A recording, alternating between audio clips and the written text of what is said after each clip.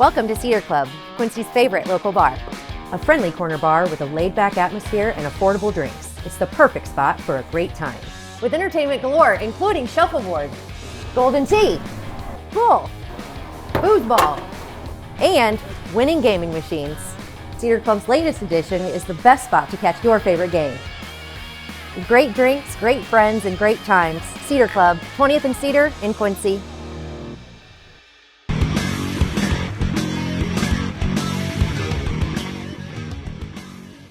Hey everybody, welcome to the Daily Muddy. I'm Ashley Conrad, and today I have the pleasure of sitting down with these two fine young ladies. So I have Jillian Schaefer and Allie Carlin. Welcome, girls. Welcome. And as I understand, you're super excited to be here. You love being on camera. You love talking to people like me, right? Yes. So today we're here to talk about something that I think is very cool, and it's really, really awesome to see younger generations taking part of this, and that is Wreaths Across America. So let me go ahead and say thank you for getting involved. I think it really is very important to have younger folks step up and carry on these traditions. So we'll get to more of how you got involved and what it is in just a second. But as far as Wreaths Across America, when did it start and what does it signify? So Wreaths Across America started in 1992 Okay. by a guy up in Maine, and he owns a wreath making business, and he had extras some year. So he started, what if I put them on Arlington National Cemetery? Okay. So he put it on the forgotten tombstones. So then more people started coming throughout the years, and that's how Wreaths Across America was started. Yeah, I love it. So it's in essence to remember fallen soldiers around the holidays, right? Yes. I mean, but it's not easy because across America, I'm sure, logically says it's a pretty big span, but we do something locally. And that is at the National Cemetery, right? Yes, At 36th. the Quincy National Cemetery. Yep, at 36th and Main. But we need people to actually do the laying of the wreaths, right? Which is where you girls come in. Yes. So how did you get involved, and what is it a local chapter, or how would you describe how you girls got involved and what that looks like? So it's through our 4-H club, the Ursa Willing Workers, and it's kind of like volunteer, and you get asked to help with it each year. And I would say, as the year expands, we get more 4-Hers involved each year, which is really good. Yeah. So now you're a chair, is that right? Yes, I'm the chairman this year. Okay. And then you're co-chair. Yes. And next year you'll be chair and someone else will come in. Yeah. Right? Someone from our 4-H group will come in. Gotcha. We So like to keep it in our 4-H group. I gotcha. Okay. So that was kind of a question I had. So 4-H group. So now Ursa and Mendon, you guys kind of work together. Is that right? So you're from, you guys go to the same school? Yes. Is that right? Okay, cool. So we were just talking earlier. Of course, I have family in Mendon, and we were talking about how you're a neighbor. Is that right? Yeah, okay. we're neighbors. Such a small world. Yeah. But again, back to how awesome it is to have the younger generation step up and do this. What do you think about it? What are your thoughts on Wreaths Across America? I think it's amazing. Yeah. It's amazing, how how I got asked to be a chairman this year, and it's just the looks that people give me is just amazing, and how people think about it. Yeah. It's a huge sign of respect, right? It fills your heart. Yeah. And then, so you do have the 4-H club helping, but that's not enough because it takes a lot of time, I imagine. A lot, yeah. Well, we do have it under an hour, or about an hour. Okay. So from our first year, it was a little rough, but now we got a system down, and it's because of all the people that show up. Yeah. A lot of community members that show up, and it's amazing. Okay, so I want to clarify because the 4-H club, you guys you guys kind of organize this, but Yes. that doesn't mean you can't come help if you're Yes. not, right? I mean, we're calling in all the troops, right? Yeah. We want everybody to come and help lay these wreaths so that we can get it done, and then I imagine you pick them back up, right? Yes. Okay, so let's start with laying the wreaths. It's going to be December 14th. Yes, this Saturday. Okay, what time do you start? We start at 10. The ceremony will start at 10. Okay. But we also have a wreath escort that starts at 9, and it starts at the Washington Park. And we take Broadway, and we go to the Quincy National Cemetery. And we want everyone, like, if we want to make that escort bigger. Yeah. And so what's that look like? You want people lining the streets? You want people coming with you? What does that look like? So we start lining up, and Goalie is our transportation who takes the wreaths from Maine, and they bring them back to Quincy until Saturday. And so we have motorcyclists that come, we have Jeeps that come, we have just people that bring flags and just ride in it, and police officers, Now, do people decorate their cars? Yeah. Okay. Yeah. All right. So let's make a call for that. If you want to be a part of the escort, I guess we'll call it like a motorcade type thing, right? To take the wreaths to the cemetery. Where do we start? Where do we line up? The Washington Park. Washington Park. And then you will drive in a parade of sorts out to Quincy National Cemetery to help lay the wreaths. What a display. I think this is very, very cool. Okay, so then that's laying the wreaths. That's getting the wreaths there, but you also have to have these wreaths donated.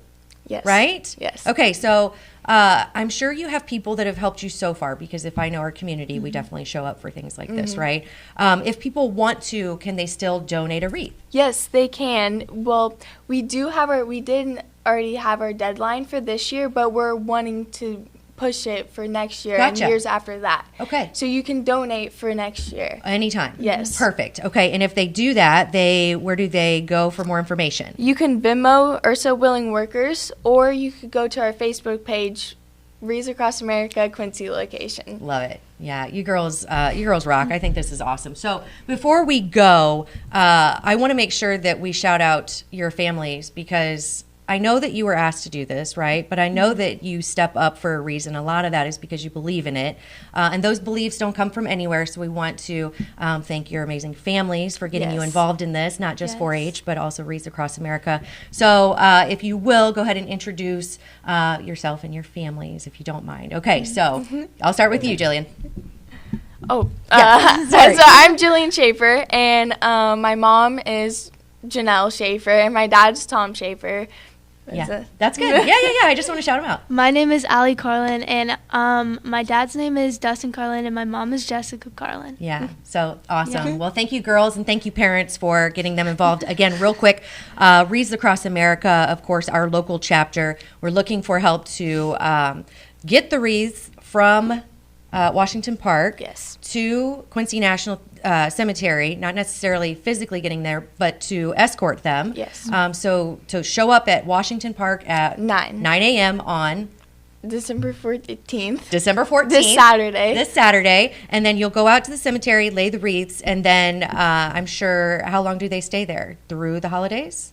Yes. Okay, and then maybe we can send out another SOS for people to come help pick them up. Yes. Right? Yeah. Perfect. Well, thank you, girls, so much.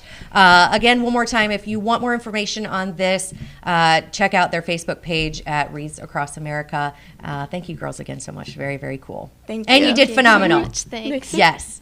Thank you. All right, and don't forget, Muddy River News and Hy-Vee are partnering to give away a holiday dinner for 8. All you have to do is send an email to contest@muddyrivernews.com. This goes all the way until December 20th, and that is when the drawing will be held. So, yeah, contest@muddyrivernews.com. Get those entries in for a holiday dinner for 8. All right. Coming up next, Britt B. and Ash C. and Coffee Talk. Stay tuned.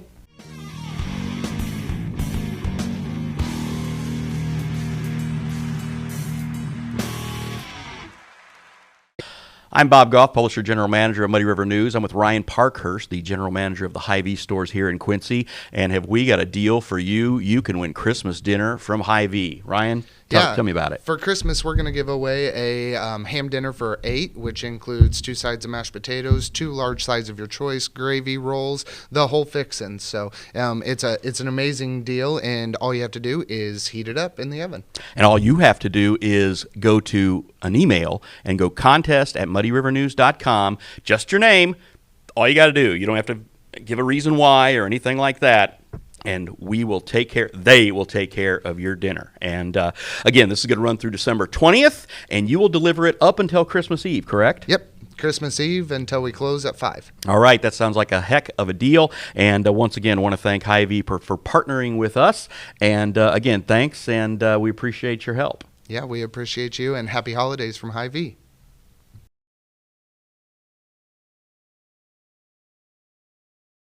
The Liquor Booth is your home for a huge selection of beer, wine, and spirits. The Liquor Booth has 2 locations in Quincy, 3520 Broadway and 1500 North 12th Street. The Liquor Booth, where it's always happy hour.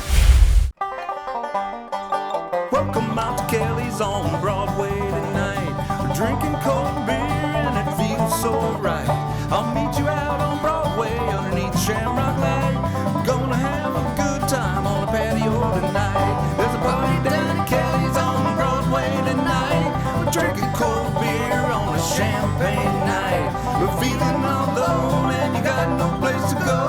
So come down here and drink a beer on Kelly's patio. Kelly's a fun place to eat and drink.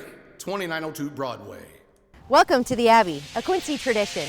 With 6 big screens, a new larger kitchen, and now more seating capacity, the Abbey is the place to be before, during, and after the big game. Come enjoy fan favorite appetizers, steaks, burgers, and a variety of daily food and drink specials. Can't join us? Carryout is available too. Now with a convenient drive-up window to better serve you. 1736 Spring in Quincy. Opens at 3 p.m. Tuesday through Sunday.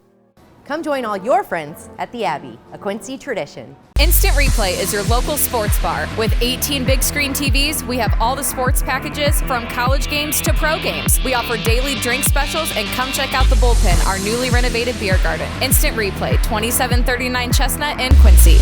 Are you looking for the perfect venue for your next special event? Check out Utopia Event Center. Utopia has a large banquet room and an awesome bar area, perfect for anything from birthday parties to formal corporate meetings. It also offers a photo booth, stage for a DJ or a live band, and a fully stocked bar, all for only $300. Check us out at utopiaeventcenter.com or call Barn at 217-430-6559 for more information. Utopia Event Center, 900 North 12th Street in Quincy. The Tower, a great place to meet and eat. But did you know the Tower has one of the finest drink selections in our area? Along with its incredible Mexican menu, the Tower specializes in tequilas for every taste. Names like Patron, Cabo Wabo, and Hornitos. And don't forget the margaritas. On Mondays and Tuesdays, stop by and pick up a single topping pizza and get Tower margaritas to go. Enjoy the Tower at home or in our dining room, bar area, or the Tower's signature climate-controlled porch. The Tower Pizza and Mexican in Quincy. And we're back. Now it's time for Coffee Talk. And of course with Korsh. Starting off strong. Okay, here we go. Ashley and Britt B are here to bring you the tea, brought to you by EFB. How's that? Boom, boom, boom, boom. There we go. What? Okay, so Brittany, we are doing a preview of sorts. Is that right? Yeah, kind of. Okay. Right now we're previewing Club Muddy Guest for the Future. I still don't even know who it is. Okay. This is your connect. Yeah. Mine. So I'm not going to give the name in case it doesn't work out yet, but we had made some remarks on the last Club Muddy with Mr. Eric Entrup, E-Dog. Thank you again, Eric. Yeah, thank you. Shout out. And I got a message from one of the local firefighters, 63, I believe, yes. the union. And he said, great points. We love the discussion. There's a little more to the story that we'd like to come on and chat about. Yeah. So thank you. Always love the feedback. And again, that's why we kind of start every club that we're talking about something that could be a little touchy with, we don't know all the things. And Eric, you know, as much as he was here to be a representative of what this all means, it doesn't mean he knows all the things either. So we have to have a little grace with not only us, but our guests and the topics that we're talking about. Absolutely. There's always more to learn, and there's always, it seems, you know, 1 or 2, 3 more sides to the story. Also, I don't want anybody to think, because Eric he really did do a good job. He did a great job. Considering I said, hey, I need you to come on here to dumb it down. And then I had a pickle shot and I was like, attack! Yeah, I don't think you attacked. But no, I know. But I do end up asking your curious nature questions that maybe no one knows the answers to. Like you said, that's our goal with this, is to get to the bottom of those answers. And I'm not saying he didn't know the answers to some of the questions, but we just need clarity. Clarity and transparency, which is what we've that's been our soapbox since day one. Yeah. We want to make sure that everybody kind of understands, not just us, even though that's a big part of it too, because a lot of times we're like, what in the heck is this? So, I'm excited to hopefully have this guest on so that we can bring you more to the story. and this, of course, is regarding the property tax. And the way we got this person is through a comment made on Facebook, and then it went into Messenger, which then derived the question, the age-old question that we do time and time again on Coffee Talk, but I want to bring it up once again. Bring it. Is Facebook a good representation of the public opinion? So I think, I know we've discussed this in the past. We discussed this most recently with the roundabout when we were questioning whether or not aldermen should listen to the comments made on Facebook, because it's like, hey, they're right there. Do you ignore them when they're right there? And I feel like there are a lot of people that say yes to this. They say, just because some people take to Facebook doesn't mean that they're the majority. And to that, I would like to play devil's advocate. I mean, I agree, but I think it goes both ways. Like, what if, like I said, they're there, they're right there. How do you ignore that and say that that's not your constituents and that's not the opinions of the majority? I don't think you can ignore it. I think you definitely have to factor it in. I do think that until you make a statement about how these voices will or will not be heard, you have to take it into account. You have to take it into account, but also as the commenter, you have to realize that if you want real change, there are appropriate channels. And Facebook has not been deemed one of those yet. So my question would be, how many people in these wards are on Facebook? And if you start a Facebook group, then that would be an official communication that you would send out the expectation that these people join it and this is how your voice will be heard. I think there is a lot of opportunity there. I also think that until you say, as an alderman or as a mayor or as any city official, until you say your voice will not be heard or accounted for on social media, those people will continue to take to social media to have those voices heard, right? So you have to either set an expectation or set a rule, or there has to be something that says, yes, we will take those into account, or no, we won't. And if you're not going to, then you have to provide alternate kind of instructions, or here's where you need to go if you want your voice legitimately heard and accounted for, right?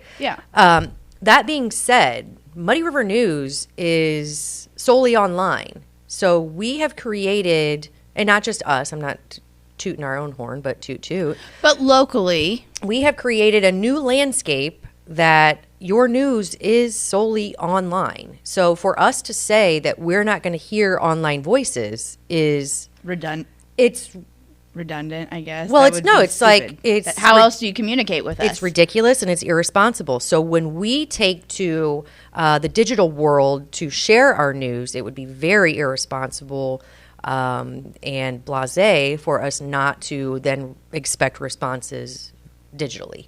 Right? And that could be Facebook, email, that could be Facebook Messenger. And as much as, all those things can kind of be a pain to wrap your arms around, I think we do it fairly well, right? Yes. And I don't think that it's uncalled for to ask said alderman to also do the same. Yes. Well, especially if you have a page, like you said, set aside just for that. So we have a page, obviously, set aside for news. When you are on your personal page, maybe that isn't the best representation of the majority, because you do create an algorithm on your personal page that ends up being what we love to call the fart chamber. So, maybe that isn't the overall, even though you're seeing these things in your algorithm and you think to yourself, for example, like COVID, back when you were reading about COVID, you might have saw... I unfollow like a mofo. So you would have seen only the things that you believed and then had to think those as true, I would think, because, you don't have to think. But that was my fart chamber, because I couldn't handle, for my sanity, I couldn't handle all of the controversial, like the arguments and the fights and blah, blah, blah, blah. But even overall, I do think that the vocal majority or the vocal minority actually was for that one, because you saw the majority stay silent in fear. Like, it was a lot of, that was like where fear mongering really came about. I do think a lot of silent majority happens out of fear mongering, obviously, where you have to do the all in or nothing approach about any kind of subject, you know? Yeah. So I think, sorry, I don't want to cut you off, but no, go ahead. My brain is full of thoughts here. So during COVID, the reason I stopped bantering or quote unquote arguing with people who didn't agree with me is because I didn't have time. I didn't have time. I didn't have the energy. Also, I realized that ignorance can't be changed on one side or the other. Mm-hmm. And whether whatever, I'm not saying that people, whatever, I probably just backed myself in the corner there. I didn't really but unfollow, though. So I listened, I think. I unfollowed people who were too harsh for my liking. You thrive on that, though. Yeah, I do. I thrive. take it in because I want to know. I love to play devil's advocate, even when I don't believe in, I guess, the devil's advocate part of it. Like how even if I believe you're a master debater. Yeah, exactly. You are, but only in my head. I'm not really good with my words. But yeah, examples of this, like we were saying, COVID, Trump's recent victory. Yeah, you did not see. I think a lot of people that ended up voting for Trump. Saying this out loud until actually the victory happened. Yeah. The red wave or whatever took the nation by surprise because it was the silent majority. I mean, I guess I didn't go out there blasting who I was going to vote for two reasons. One, this platform. Two, we didn't have the greatest choices. That's the all in or nothing thing. Yeah. So it's like, oh, you voted this way? Well, then you're a Trumper. You're all in. Oh, another subject, trans. This is where this came about a lot on Facebook. If you're all in or nothing, if you didn't go all in with this, then you were homophobic. It was there's a lot of black and white, and that's not a euphemism. But there is. It's like if you don't follow this, then you follow this. Yeah. And I think that's kind of why I backed off. So is it a representation or not, I guess, is how I look at it. Well, I think if you are looking at overall. Okay, so if you're looking at a news comment, right, that's open to everybody. Mm-hmm. So you have people from both sides who follow. You can say that it's pretty obvious when you look on there what the majority thinks. And I'm talking about, let's say, Muddy River News comment section on any post. It's pretty obvious what the majority thinks. Now, is it obvious that both sides are represented equally? No.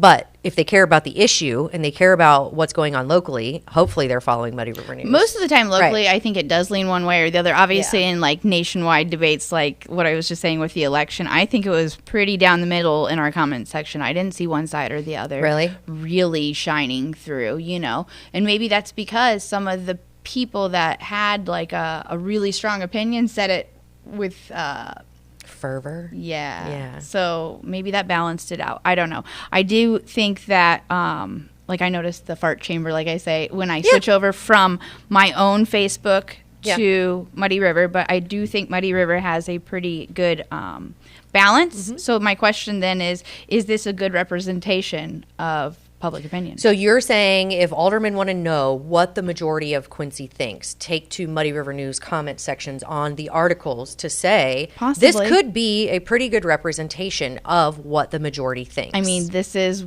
the local news, the news that follows the local issues. I think it'll gain us use that. It'll gain us followers and commenters because if they're making decisions solely on what our commenters say, yeah.